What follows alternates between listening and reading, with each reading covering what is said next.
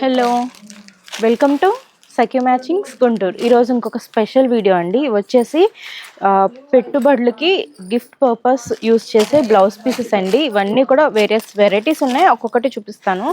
చూడండి, మంచి కాటన్ మీద చెక్స్ అనమాట, స్మాల్ చెక్స్, ఇలా కొంచెం పెద్ద పెద్ద చెక్స్ అలా ఉన్నాయి. అండ్ ఇంకోండి ఇలా బుటీస్, ఇది చందేరి వస్తుంది.